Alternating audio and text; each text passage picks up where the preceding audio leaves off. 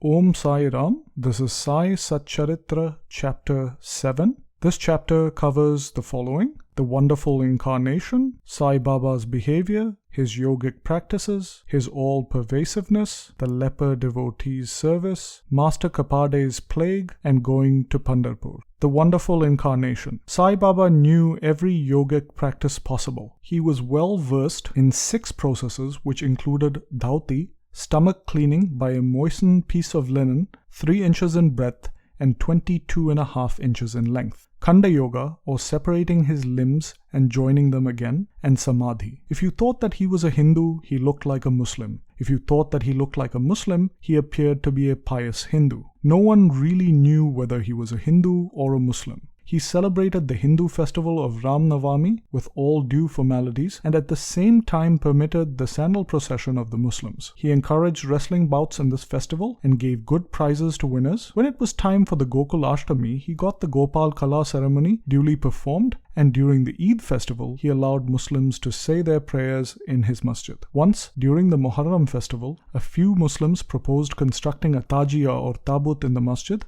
keeping it there for a few days, and afterwards taking it in procession through the village. Sai Baba allowed keeping the Tabut for 4 days, and on the 5th day had it removed without the least compunction. If we were to say that he was a Muslim, his ears were pierced according to the Hindu custom at that time. If you think that he was a Hindu, he advocated the practice of circumcision, though according to Mr. Nanasaheb Chandorkar, who observed him closely, Baba was not circumcised. If you call him Hindu, he always lived in the masjid. If Muslim, he always had the Dhuni or sacred fire burning there. He also allowed the following things which are contrary to Muslim religion: blowing of the conch, ringing of bells, oblation to the fire, bhajan, and worship of Baba's feet with water. If you think that he was a Muslim, the best of Brahmins, forgetting their orthodox ways, fell prostrate at his feet. Those who went to find out about his origins were dumbfounded and were captured by his darshana. Thus, no one could discern whether Sai Baba was a Hindu or a Muslim. This is not surprising, for he who completely surrenders himself to the Lord and gets rid of his egoism and body consciousness thus becomes one with him. Therefore, he has nothing to do with any question of religion or caste. Sai Baba was such a being and saw no difference between religions or between beings. He ate meat and fish with fakirs, but did not grumble when dogs tried to eat from his dish. Sai Baba was such a unique and wonderful incarnation. On account of the merits in my past birth, I had the good fortune to sit at his feet and enjoy his divine company. The joy and delight I derived therefrom was incomparable. In fact, Sai Baba was pure divine bliss and consciousness. I cannot sufficiently describe his greatness and uniqueness. He who took delight at Baba's feet was established in his own self. Many sannyasis, sadhakas, and all sorts of men aspiring for salvation came to Sai Baba. He always walked, talked, and laughed with them, and always said the words Allah, Malik, God is the sole owner or master. He never liked discussion or arguments. He was always calm and controlled. Though irritable at times, he always preached the Vedanta, and nobody knew till the end who Baba was. Princes and poor people were treated alike by him. He knew everyone's deepest secrets, and when he gave expression to them, everyone was surprised. He was the repository of all knowledge, and yet he feigned ignorance. He also disliked honor. Such were the characteristics of Sai Baba. Though he had a human body, his deeds testified to his divine nature. Everyone considered him the Lord God in Shirdi.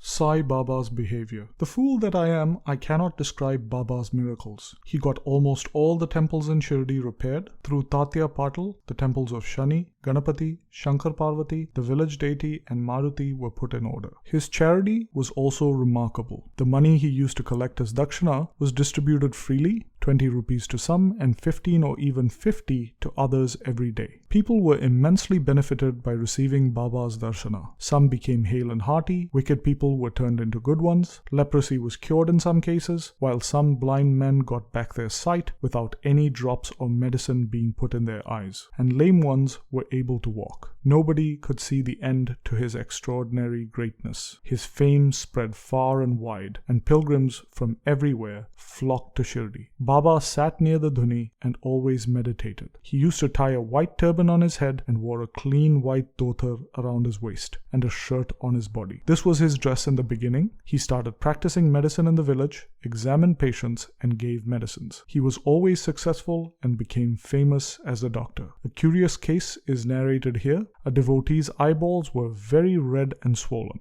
No doctor was available in Shirdi, and thus the other devotees took him to Baba. Other doctors would use ointments, cow's milk, and camphorated drugs in such cases. Baba's remedy was quite unique. He pounded some biba or carpus anacardium, that is, marking nuts, and made 2 balls of them, thrust them on each eye of the patient, and wrapped a cloth bandage around both eyes. The next day, the bandage was removed and water was poured over them in a stream. The inflammation had subsided and the pupils had become white and clear. Though the eyes were very delicate, the biba caused no smarting but removed the disease of the eyes. Many such cases were cured, and this is only an instance in point. Baba's yogic practices. Baba knew all the processes and practices of yoga. We will attempt to describe 2 of these processes. Number 1, Dhauti, the cleaning process. Baba went to a well near a banyan tree, which was a considerable distance from the masjid, every 3rd day, and washed his mouth and had a bath. On one occasion, he was seen vomiting out his intestines, cleaning them, and placing them on a tree to dry. There are persons in Shirdi who have actually seen this and have testified to this fact. Ordinary Dhauti is done using a moistened piece of linen, 3 inches broad, and 22.5 feet long. This piece is ingested and allowed to remain in the stomach for about half an hour and is then taken out. But Baba's Dhauti was unique and extraordinary. Number 2, Khandayoga. In this practice, Baba extracted various limbs from his body and left them separately at different places in the masjid. Once, a gentleman went to the masjid and saw Baba's limbs lying separately at different places. He was terrified and he first thought of running to the village officers and informing them of Baba being hacked to pieces and murdered. He thought that he would be held responsible as he was the first informant and thus knew something of the affair. But the next day when he went to the masjid, he was very surprised to see Baba hale, hearty and sound. He thought that what he had seen the previous day was only a dream. Baba practiced yoga from a very early age, but nobody knew the proficiency he had attained. He charged no fees for his cures, became renowned and famous by virtue of his merits, and gave health to many a poor and suffering person. This famous doctor of doctors did not care for his own interests, but always worked for the good and welfare of others, sometimes suffering unbearable and terrible pain in the process. One such instance is given below, and it will show the all-pervasiveness and extremely merciful character of Sai Baba. Baba's all-pervasiveness and mercy. In the year 1910, Baba was sitting near the Dhuni, that is, the sacred fire that he kept burning all day, on Diwali day and warming himself. He was pushing firewood into the Dhuni, which was burning brightly. A little later, instead of pushing logs of wood, Baba pushed his arm into the Dhuni. The arm was burnt immediately. This was noticed by the servant Madhava and also by Madhavrao Deshpande or Shama. They at once ran to Baba, and Madhavrao clasped Baba by his waist from behind and dragged him forcibly backwards and asked, "Deva, why did you do this?" Then Baba came to his senses and replied, "The wife of a blacksmith at some distant place was working the bellows of a furnace. When her husband called her, she forgot that her child was on her lap. She ran hastily and the child slipped into the furnace. I immediately thrust my hand into the furnace and saved the child. I do not mind my arm being burnt, but I am glad that the life of the child was saved." The leper devotee's service. On hearing the news of Baba's hand being burnt,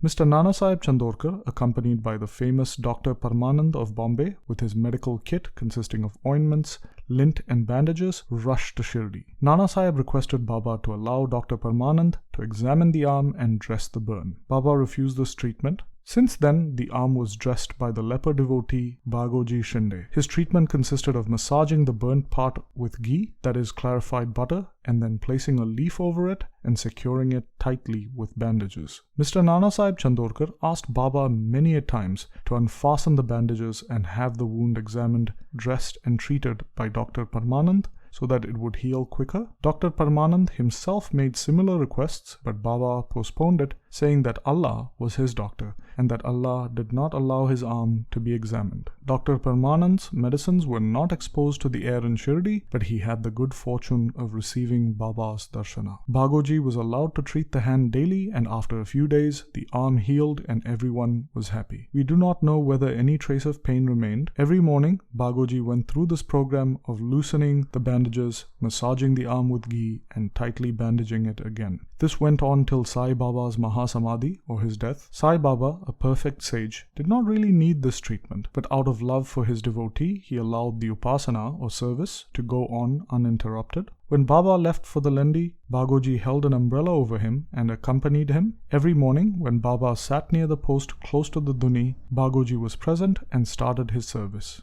Bagoji was a sinner in his past birth. He was suffering from leprosy, his fingers had shrunk, and his body was full of pus and smelled badly. Though he seemed so unfortunate on the outside, he was really very lucky and happy, for he was Baba's premier servant and thus got the benefit of his darshana. Master Khaparde's plague. I shall now relate another instance of Baba's wonderful leelas. Mrs. Khaparde, the wife of Mr. Nanasaheb Khaparde of Amravati, was staying at Shirdi with her young son. One day, the son got a high fever, which further developed into bubonic plague. The mother was frightened and felt very uneasy. She thought of leaving for Amravati and went to ask Baba for permission to leave in the evening. When Baba was near the Wada, which is now the Samadhi Mandir, she informed him in a trembling tone that her dear son was down with plague. Baba spoke kindly and softly to her, saying that the sky is beset with clouds, but they will melt and pass, and everything will be smooth and clear. Saying this, he lifted his kafni to the waist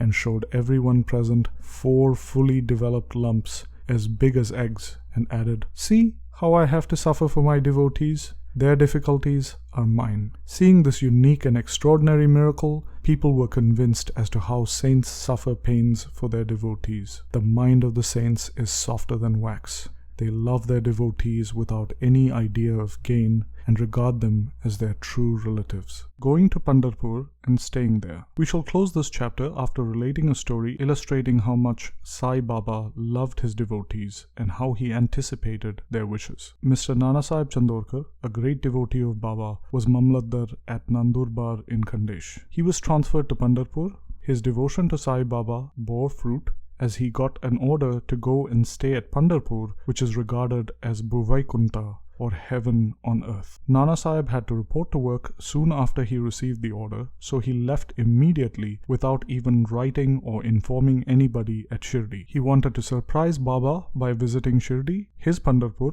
to see and bow before his Vithoba, that is Baba, and then proceed. Nobody dreamt of Nanasaheb's departure for Shirdi, but Sai Baba knew all about this, as he was omniscient. As soon as Nanasaheb approached Neemgaon, a few miles from Shirdi, there was a stir in the masjid at Shirdi. Baba was sitting and talking to Mahalsapati, Appa Shinde, and Kashiram, when he suddenly said, "Let us all sing some bhajans. The doors of Pandari, the Pandharpur Maharaj, are open. Let us sing merrily." Then they all began to sing, the theme of the song being, "I have to go to Pandharpur and I have to stay there, for it is the house of my Lord." Baba sang and the devotees followed him. A short while later, Nanasaheb arrived in Shirdi with his family, prostrated before Baba, and requested him to accompany them to Pandharpur and stay there with them. The devotees told Nanasaheb that Baba was already in the mood to go to Pandharpur, and thus this invitation was unnecessary. Hearing this, Nanasaheb was moved and fell at Baba's feet. Then after receiving Baba's permission, Udi, that is sacred ashes, and blessings, Nanasaheb left for Pandharpur. There is no end to Baba's stories, but let me now stop here. I will reserve for the next chapter other topics, such as the importance of human life, Baba living on alms, Bayaja Bai's service, and a few other stories. Bow to Shri Sai, peace be to all. And this brings us to the end of Sai Satcharitra, Chapter 7.